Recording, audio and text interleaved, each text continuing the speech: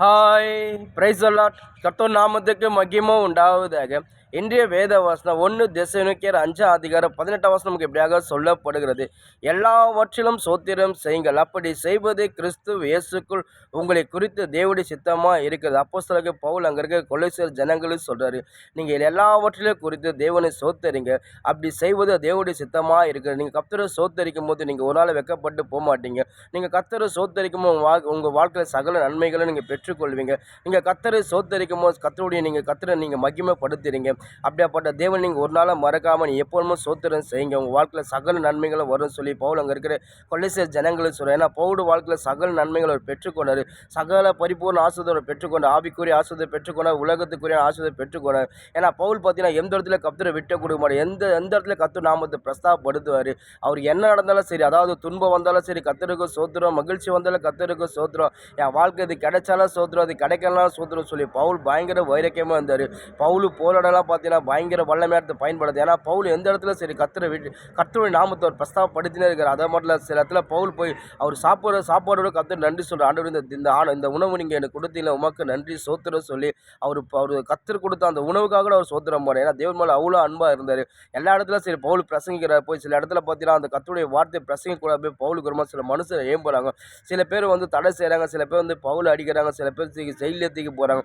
எங்கே போல சரி பவுல் அசரவே இல்லை, பயப்படவே இல்லை. ஒரு இடத்துல பார்த்தீங்கன்னா பவுல் சொல்ல, கர்த்தர் என் பட்சத்தில் இருக்கிறப்ப எனக்கு விரோதமாக குற்றம் சாட்டி நிற்பற மனுஷன் யார்? கர்த்தரே என் பட்சத்தில் இருக்கிற எனக்கு விரோதமாக யார் குற்றம் சாட்ட முடியும்? என்னால் யாரையுமே எனக்கு குற்றம் சாட்ட முடியாது, தேவன் என்னோட கொடுக்க சொல்லி பவுல் அவ்வளோ வைரக்கியமாக இருக்குது. ஏன்னா பவுல் பார்த்தீங்கன்னா சிலர் சொல்கிறாங்க, இவர் அப்போஸ்தலர் கிடையாது, இவர் ஒரு ஊழியக்கார கடை சொல்லி பவுலை குற்றம் கண்டுபிடிக்கும் பவுல் சொல்கிறார், நான் அப்போஸ்தலர் தான், கர்த்தர் நான் முகமுகமாக தரிசனம் பார்த்து வந்தான். அதாவது பேதுருக்கு எப்படி விருத சேதனை கையெழி இந்த பிரசங்கத்தை பேதுரு எப்படி யூதருக்கு அவர் பிரசங்கிக்கிறார், புற ஜாதிகள் பிரசங்கிப்படி கர்த்தர் என்னை தெரிந்து கொள்ள அப்போஸ்தலன் தான், கர்த்தர் என்னோட கூட இருக்கிறேன் குற்றம் சாட்டப்பட்டு யார் சொல்லி பவுல் அநேகத்தில் பார்த்தீங்கன்னா கர்த்தரை விடவே இல்லை. ஒரு இடத்துல பார்த்தீங்கன்னா இப்போ பவுலை அவர் சிறைப்பிடிச்சு அவர் செங்கிலி போட்டு கட்டை போட்டுருக்காங்க.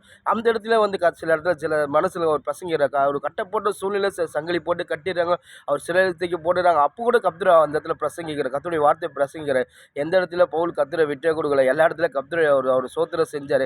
அந்த சோத்திரம் தான் பவுல் பயங்கரமாக வல்லமையாக எடுத்து பயங்கர வல்லமையாக மகிமையாக பவுல் விளங்க செஞ்சார். கர்த்தர் அப்படி செஞ்சார். இன்றைக்கி நம்மளோட வாழ்க்கை நம்ம ஆண்டோடைய பிள்ளையாக இருக்கும் போது நம்ம கர்த்தரை சோத்தரிக்கிறது தேவனுடைய சித்தமாக இருக்குது. அப்படி இருக்கும்போது நம்ம வாழ்க்கையில் எப்போவுமே நம்ம கர்த்தரை சோத்தரிக்க நம்ம வாழ்க்கையில் கிருபை பெருக்கும். நம்ம கர்த்தரை சோத்தரிக்க நம்ம கர்த்தரை மகிமைப்படுத்துகிறோம். நம்ம கர்த்தரை சோத்தரிக்கும் போது கர்த்தரை சகல நன்மையை பெற்றுக்கொள்ள முடியும். நம்ம கர்த்தரை சோத்தரிக்க கர்த்தரை சகல பரிபூர்ண ஆசீர்வாதம் பெற்றுக்கொள்ள முடியும். ஏன்னா நம்ம கர்த்தருக்கு செலவேற ஒரு நிமிஷம் கூட அது வீணாக போகாது. நீங்கள் எந்த அளவுக்கு கர்த்தரை சோத்தரிக்க அந்த அளவுக்கு உங்கள்கிட்ட எல்லாவற்றிலும் கர்த்தர் உங்களை சகல நன்மைகளை செய்வார். ஏன்னா தேவன் அப்படியாப்பட்ட தேவன். உங்களுக்கு துன்பம் வந்தாலும் சரி கர்த்தரை சோத்தரிங்க, உங்களுக்கு மகிழ்ச்சி வந்தாலும் சோத்தரிங்க, உங்கள் வாழ்க்கையில் ஒரு பொருள் இது கிடைச்சாலும் சோத்திரம் பண்ணுங்கள், கிடைக்கலாம் சோத்திரம் பண்ணுங்கள். எப்போவுமே கர்த்தரை சோத்திரம் பண்ணினே இருங்க, கர்த்தர் நிச்சயமாக உங்களை விடவே மாட்டார். அதாவது சில காரியம் உங்களுக்கு இந்த நீங்கள் ஜெபிச்சு இது கிடைக்கலையா பரவாயில்ல விட்டுருங்க, ஏன்னா கர்த்தர் உங்கள் நன்மைக்கு தான் செய்வார். சில காரியம் நீங்கள் ஜெபிச்சு கிடைக்குதா, ஓகே அதுக்கு சந்தோஷப்படுங்க, எது கிடைச்சாலும் கிடைக்கலாம் சரி நீங்கள் சந்தோஷப்பட்டு கர்த்தருக்குள்ளே சந்தோஷமாக பவுல் அதை தான் அநேகத்தில் சொல்கிறார், எப்பொழுதும் நீங்கள் கர்த்தருக்குள்ளே சந்தோஷமாக இருங்க.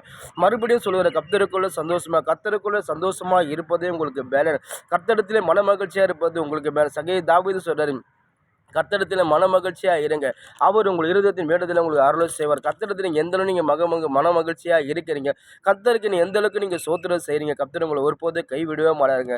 சங்கீதாவது அநேகத்தில் சொல்லுவார், என் ஆத்துமாவை கர்த்தரை சோத்திரி, என் முழுமே பரிசுத்த நாமத்தை சோத்திரி, ஆத்துமாவை கர்த்தரை சோத்திரி, கர்த்தர் செய்த சகல உபகாரங்களை மறவாத சொல்லி சங்கீதாவது எந்த இடத்துல கர்த்தரை சோத்தரிக்கிறார், கர்த்தர் எந்த இடத்துல அவர் மகிமைப்படுத்தினே இருக்குது. அதனால தான் சங்கீதாவது அநேக இடத்துல பார்த்தீங்கன்னா ஒரு இடத்துல கூட சரி அவருக்கு விரோதமாக அநேக சத்துரு எழும்பு வந்தாங்க, யாருமே எதுவுமே செய்ய முடியல.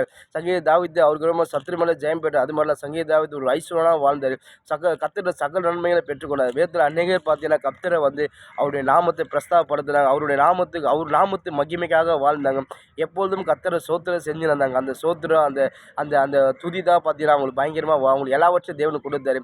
இன்றைக்கி உங்களோட வாழ்க்கை நீங்கள் ஆண்டோடைய பிள்ளையாக இருக்கும் போது நீங்கள் எந்த நேரமும் கர்த்தரை சோத்தரிக்கிற எந்த வேலையில் கர்த்தரை சோத்தரிங்க, நீங்கள் கர்த்தரை சோத்தரி கர்த்தர் உங்களை ஒருபோது கைவிட மாட்டேன். ஏன்னா தேவனுடைய சித்தம் ஒவ்வொரு கிறிஸ்துவ பிள்ளைகளை தேவன் அவரை சோத்தரிக்கும்படி அவரோட சித்தமாக இருக்குது. அப்படி நீங்கள் ஆண்டோடைய பிள்ளையாக இருக்கும்போது நீங்கள் ஒரு நாள் கர்த்தரை சோத்திரம் செய்யாமல் இருக்காதீங்க. நீங்கள் எப்போவுமே கர்த்தரை சோத்தரிச்சுன்னு இருங்க, எல்லாவற்றையும் சோத்திரம் செய்யுங்க, கர்த்தர் உங்களுக்கு உங்களை மகிமைப்படுத்துவார். ஆமென்.